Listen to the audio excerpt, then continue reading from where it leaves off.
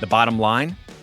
Use your brief interactions to generate interest, visibility, and branding. Small is tall.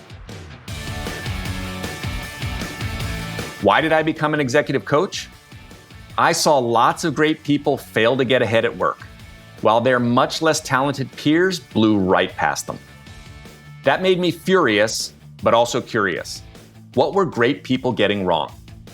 It came down to helping them re-examine what drove success and then helping them make critical shifts, one hard truth at a time. Feel like you're doing everything you were told, but you're not moving ahead at work nor having the impact you seek? Then welcome to 97% Effective with Michael Wenderoth, where we skip feel-good, happy talk and engage experts in pointed conversations about what it really takes to move the needle at work and your career. So if you feel stalled or frustrated, or seek that extra edge as you move to the next level, then look no further. This is the Hard Truths Playbook you never got.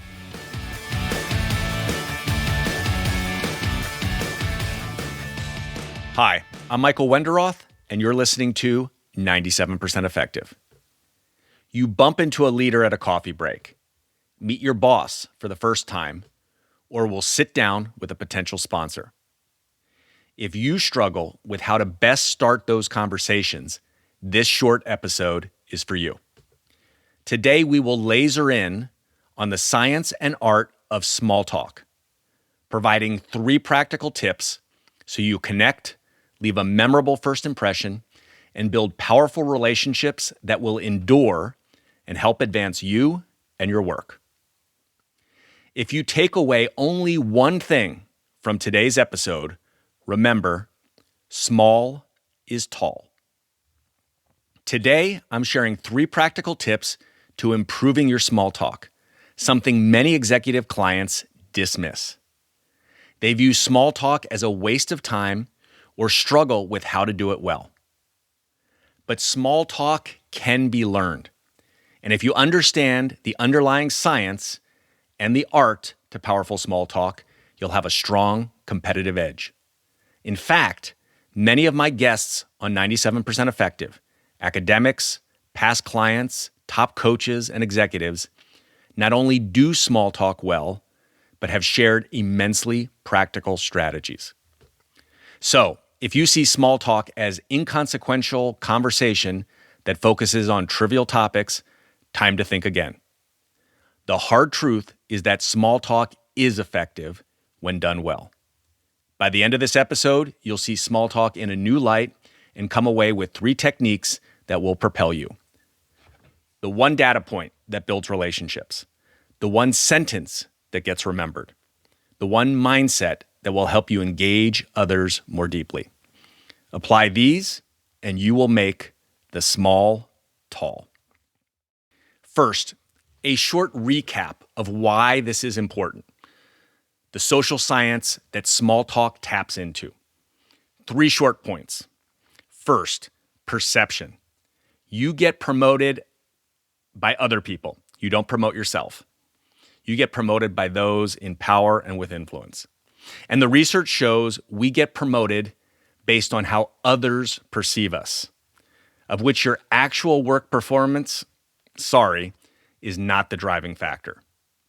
Do others perceive you as competent, compatible, and committed?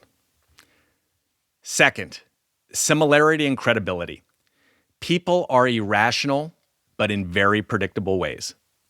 We like those similar to us, who we view as credible, who make us feel good about ourselves. Are you tapping into that? And third and last, the power of first impressions. First impressions matter. They are sticky and they carry on over time. So make your first, often small interactions count. Think of small talk as the glue that cements these 3 areas. On to the 3 practical tips. Tip number 1, 1 common data point. You are meeting for the first time your boss, a key colleague that you'll work with, or a senior executive who could become your sponsor. These people can provide resources, accelerate your work, or even decide or influence your bonus or promotions. So it's critical to get it started on a sound footing. Listen here to my past guest, Sasha Kellerman. She's head of Women and Family Healthcare Investment Banking at Leerink Partners in New York. She shares a critical insight, only one data point that accelerates careers. And so as I think about identifying those sponsors, I thought, okay, well, I have to get to know them, but what does that really mean? And what it boils down to is finding one common data point with somebody else. And that's it. And it doesn't need to be your gender or your race or where you went to school, but you do need to get to know them and find out what that is. And that's really why I advocate for not separating your personal and professional lives, because it could be really small things. And that is important to identify and can also be really inspiring. When you see someone that has that one data point in common with you, you start to believe that you can make it too. And so more often than not, once you do that, conversation will flow more easily. And so, for example, the head of my former group was a kind of more introverted person. I invited him for lunch and quickly learned that he had twins and he really liked pistachios. And you know what? I have a twin brother and I love pistachios. And so those small things are just at least initial conversation starters. It's one common data point. I love this interview with Sasha because she taps into that science. Research shows that we like and are predisposed to help people who are similar to us. Imagine if a senior executive sees themselves in you and wants to take you under their wing. But Sasha also reflects on the art of how to do it. Research the person's background. Have a casual conversation about the personal and professional. And note that you don't have to look the same as the other person. Like she said, pistachios and a twin. And as I say in my book, Get Promoted, I have seen clients get creative and tap into the less obvious when finding points in common. That they grew up in small towns, changed industries like the other person, or even root for the same sports team. It's true. Birds of a feather often flock together. The bottom line, find that one common data point. Make it your job to find out what that is early in your relationship. The small becomes tall. You've been listening to 97% Effective with your host, Executive Coach Michael Wenderoth. If this interview is making you think, make sure to share it with a friend. Now, back to our interview. Tip number 2, only one sentence, the best interaction. You bump into a senior executive over coffee or in the hallway. They ask, "What's up?" When you say, "Oh, doing fine, and you?" which is probably your natural response, you are missing a huge, huge opportunity. What should you do instead?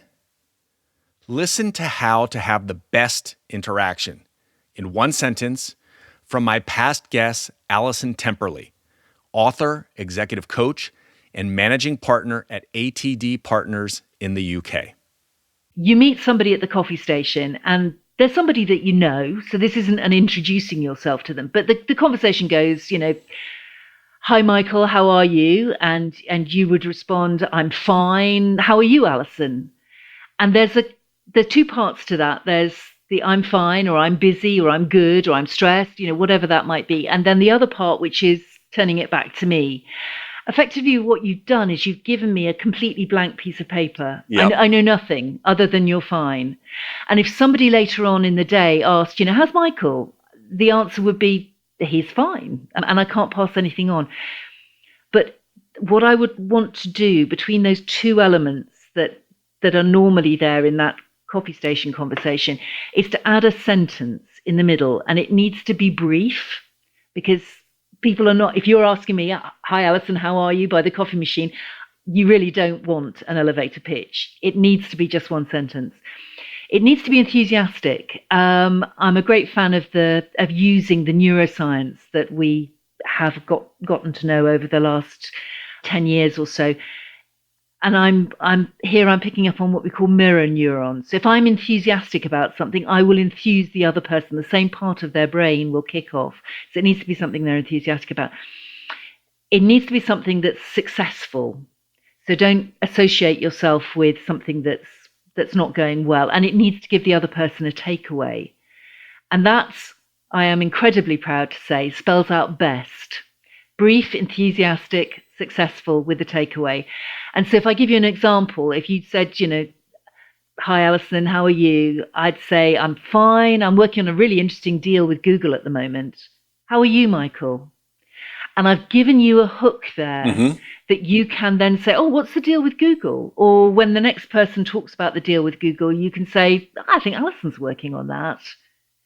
And I've just slotted it into conversation. And of course, it doesn't need to be a new one every day. I remember a partner I was working with saying that when she was washing her hair every Monday morning, she thought, okay, so what's the best sentence that I just want to throw in this week?